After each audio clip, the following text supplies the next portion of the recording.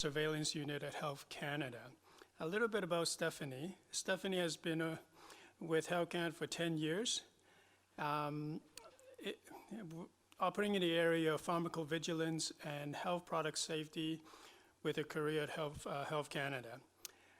She has served in various roles, including scientific evaluator, scientific manager in the area of post-market surveillance, safety of natural health products, and over-the-counter drugs.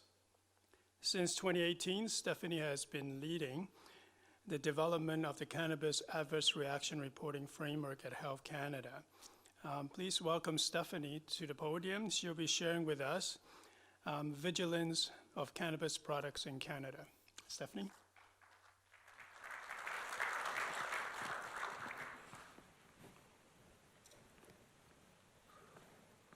Hi, everybody.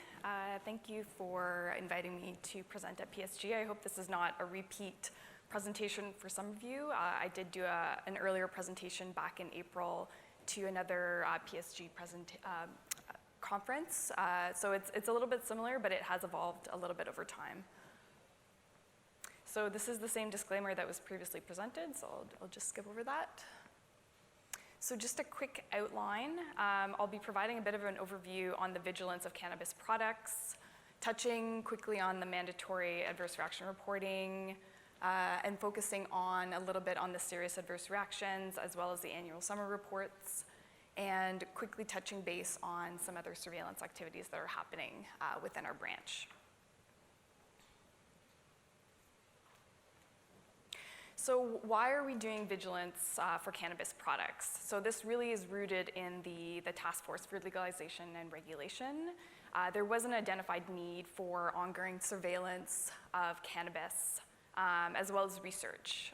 And why is this necessary? It's because we have very limited information about cannabis, especially cannabis products that are entering the marketplace.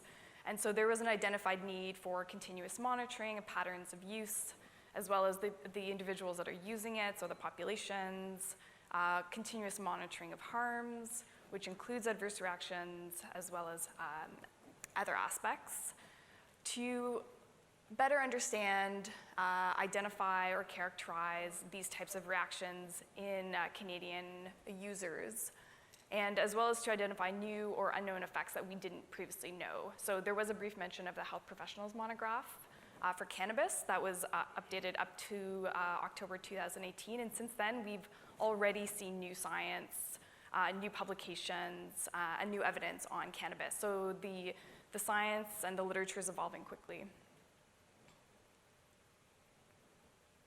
So what is vigilance?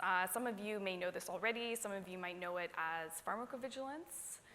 It is an international recognized science and activity, and it relates to the collection, detection, assessment, and monitoring, as well as prevention of adverse reactions, otherwise known as side effects.